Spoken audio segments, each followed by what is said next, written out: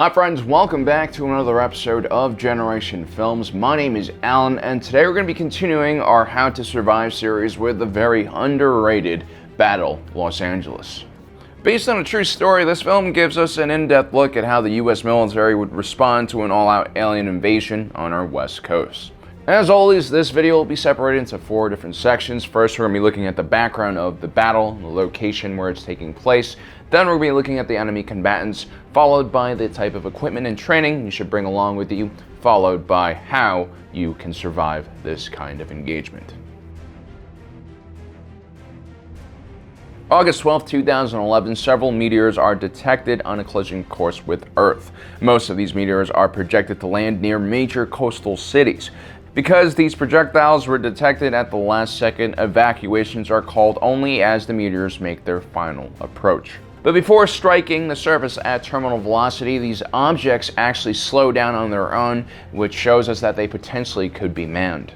Soon after touchdown of these objects, alien forces emerge out of the impact zones across the planet and start a worldwide textbook military invasion. Their primary goal is to establish beachheads all across the planet and cut humanity off from the coast. Humanity's defenders are initially caught off guard, but quickly mobilized to counter the enemy threat. Although the aliens' weapons and technology were more advanced than ours, they weren't invincible, and our soldiers could still take them down. But because these aliens were able to arrive onto our planet pretty much undetected, major city centers were not evacuated completely, and high civilian casualties and damage to the infrastructure are expected. Los Angeles, which is known for having terrible traffic, becomes one giant war zone full of refugees trying to flee eastwards. With so many civilians still in the city, each infantry fighter on the ground also doubles as a first responder to a major disaster. Los Angeles Beach is quickly overrun. Aside from the gym rats at Muscle Beach and the crazy cyclists who think they're Lance Armstrong, the alien landing forces face very little resistance, and 100 miles to the south, San Diego is overrun, and 400 miles to the north, San Francisco is also overrun.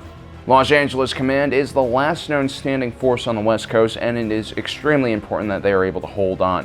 This will give the rest of the US military time to regroup for a counterattack. Luckily for Los Angeles, just south of the city is Camp Pendleton, one of the largest Marine training bases in the country. And as we all know, there is no better killer of extraterrestrials than a human Marine.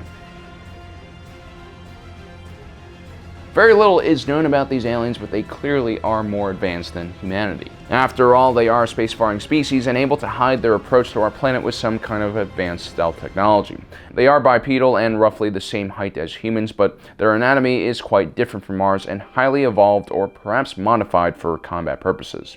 First, their bodies are covered in a hardened exoskeleton, which allows them to easily absorb multiple 5.56 rounds before getting knocked out. Internally, their bodies are covered in redundant arteries and blood vessels. They also have clumps of stem cells which can regenerate limbs and heal gruesome injuries. What looks like a head is actually one giant sensory organ, and their brains are actually located in their chest behind their hearts. All of the fighters are further heavily modified with a variety of different bolt-on machines. This includes communication devices, cooling systems, and weapons attachments. The alien soldiers are separated into 4 different castes. The infantry castes are the most common. These aliens are slender and stand at around 8 foot tall. On each arm they have weapons grafted to them. It's said that the alien invasion included 25 million of these infantry soldiers. Leading them in small squads were the officer castes, who were generally taller and had augmented brains and keen eyesight to allow them to better lead their soldiers into combat. Then you had the smaller operations caste, which served as combat engineers, and the intelligence caste, who gathered information on humanity. The aliens also deployed combat medics, so there is an emphasis on recovering injured soldiers. The alien infantry is armed with grafted-on hand cannons, which fire projectiles in a similar way to a railgun. Most of these weapons platforms also have underslung grenade launchers or anti-personnel rockets. Some infantry units are deployed with a walking gun, which provides artillery and indirect fire support.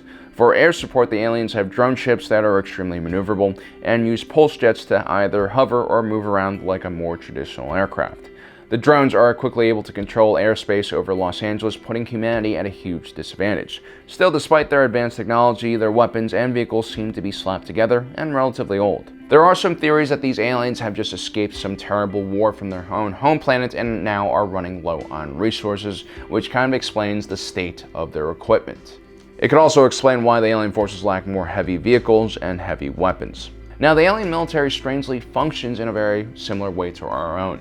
They have a clear chain of command. Their military force is separated into small units, which are effectively led by junior officers who all have their own objectives. The alien commanders were capable enough to launch an invasion on Earth without us even realizing what's going on. On the ground, they favored using their maneuverability and element surprise to quickly overwhelm enemy forces. This could also be why there are very few heavy vehicles in their arsenal. Mostly what we see are just light alien infantry. They're basically armed like a very light expeditionary force.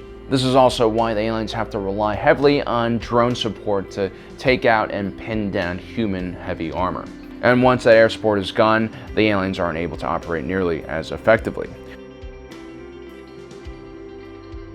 The U.S. Marines are a light infantry fighting force at their core. This is built into every aspect of how they are trained, deployed, and equipped.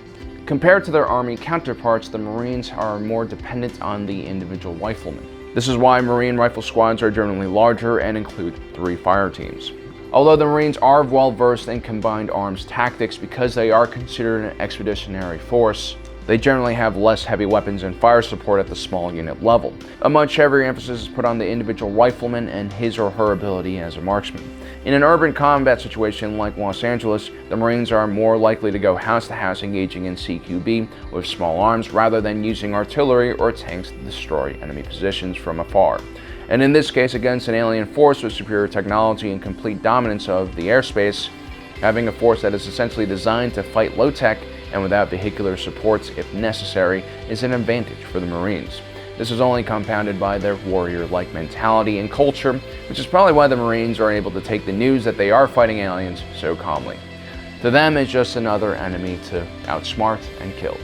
As far as equipment goes, the Marines are deployed with M16s, M4s, and M249 saws. Although these weapons are able to take down enemy combatants, it seems like the enemy exoskeletons are able to absorb multiple rifle rounds. A large caliber round or an armor-piercing round might be more effective in this type of situation.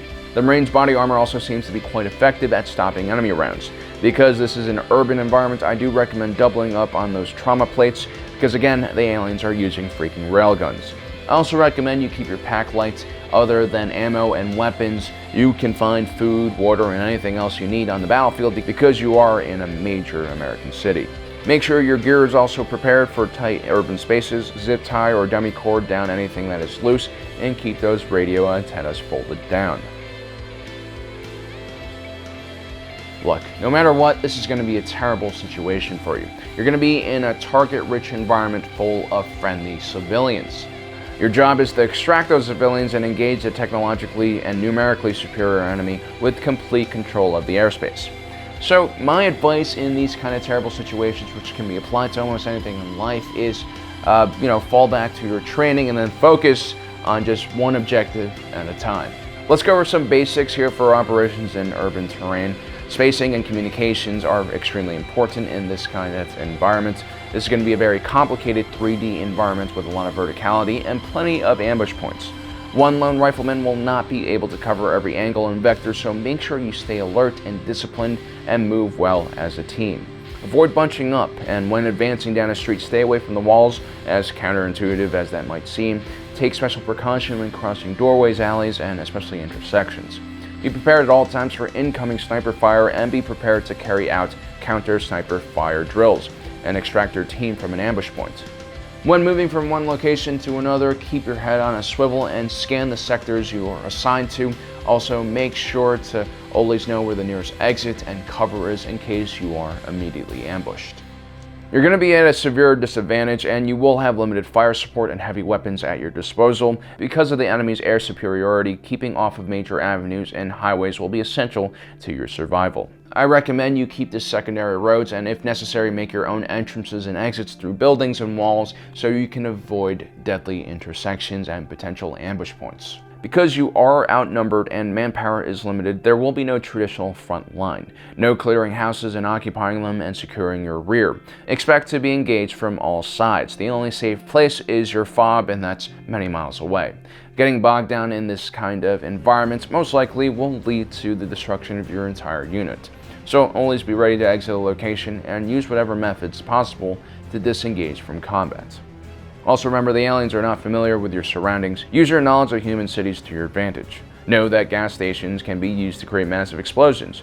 Use your knowledge of cars to know exactly where you can take cover behind one, near the front where the engine block is. Use your knowledge of the subway system and sewers so that you can bypass enemies from underground, or use your knowledge of the rooftops to bypass the enemies from above.